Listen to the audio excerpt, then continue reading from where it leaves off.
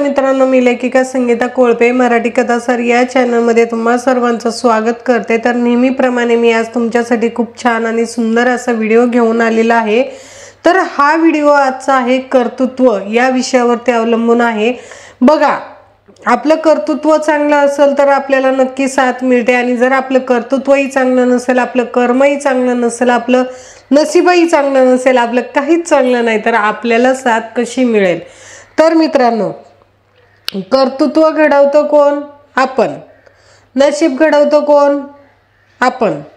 आपले कर्म घडवतो कोण? आपण। मग आपण दोष कोणाला देतो? नशिबाला। त्याचं नशीब फुटकं म्हणून तसं झालं, त्याचे कर्म फुटके म्हणून त्याचं तसं झालं। तर ह्या पद्धतीने आपलं त्याचं कर्तृत्वच चांगलं नाही म्हणून तो असा आहे। तर ह्या सगळ्या गोष्टी आपण आपल्या स्वतःलाच नाव ठेवून घेत असतो।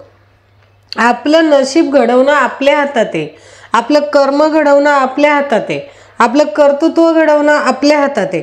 मग आपण दोष का द्यायचा आपल्या नशिबाला? त्याची काही चूक कोणाची? आपली। कारण आपलं जे ग्रहमान आहे हे वेळोवेळी बदलत असतं, आणि जर आपण चांगले कर्म करत गेलो तर चांगलंच कर्म घडेल। त्याचे कर्म चांगले असेल तर आपलं नशीबही चांगलं असेल, आणि नशीबही चांगलं असेल तर आपलं कर्तृत्वही चांगलं असेल। मग आपण दोष कोणाला द्यायचा? कोणत्या कर्तृत्वाला दोष द्यायचा? कोणत्या कर्माला दोष द्यायचा? कोणत्या नशिबाला दोष द्यायचा?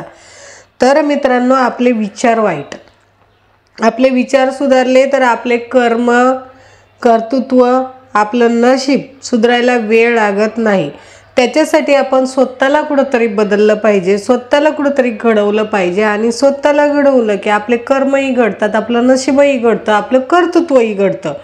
कर्तृत्व म्हणजे आपण जेव्हा लोकांसाठी, समाजांसाठी नेहमी काही ना काही वेगळ्या पद्धतीने कर्तृत्व करत असतो, त्याचं रूपांतर आपल्या कर्मातही होत असतं।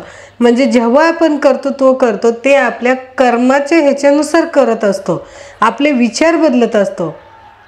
जेव्हा जेव्हा आपले विचार बदलत जातात तेव्हा तेव्हा आपले कर्तृत्वही बदलत जातं। आणि मग त्याच्यासाठी आपल्याला आयुष्यामध्ये कुठे बदल घडवला पाहिजे? तर आपल्या कर्तृत्वावरती घडवला पाहिजे, आपल्या नशिबावरती। प्रत्येक गोष्टीला तुम्ही नशिबालाच दोष देत असाल तर कसं चालेल बरं?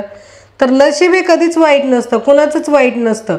जेव्हा आपल्याला आईबापांनी जन्म दिला त्यावेळेस आपले कर्म, आपलं नशीब, आपलं विचार सगळं आपल्याला स्वतःला वाटून दिलेलं आहे। मग त्याला घडवणं कुणाचं काम आहे? तुमचं का माझं? आता बघा, जे लोक मोठे आहेत, जे स्टार आहेत, तर ते कुठंतरी स्वतः चांगले कर्तृत्व करत गेले, चांगले कर्म करत गेले, म्हणून तर ते पुढे गेले ना। आपल्याला यातलं काहीच करायचं नाही, आपल्याला फक्त दुसऱ्यांनाच पाहत राहायचंय, त्यांचेच व्हिडिओ पाहायचे, त्यांनाच ब्रँड बनवायचे, त्यांचेच फिल्म पाहायचे, त्यांचंच राजकारण पाहायचंय। सगळं आपण जर त्यांनाच मोठं करत गेलो तर आपल्याकडे असं काय कमी आहे की आपण स्वतःला स्वतःचा ब्रँड बनवू शकत नाही? काय कमी आहे आपल्याकडे? हात, पाय, नाक, डोळे, आई बाप, नातेवाईक, भाऊ बहीण, सगळं काही जे निसर्गाने आपल्याला फ्रीमध्ये द्यायचं आहे ते सगळं दिलेलं आहे। तरी पण मग आपण थांबले कुठं? आपण स्वतःला बदललं कुठं? स्वतःला घडवलं कुठं? स्वतःमध्ये चेंजेस कुठे केल्या? तर ह्या सगळ्या गोष्टी आहे, ही बदलण्याची वेळ आली आहे।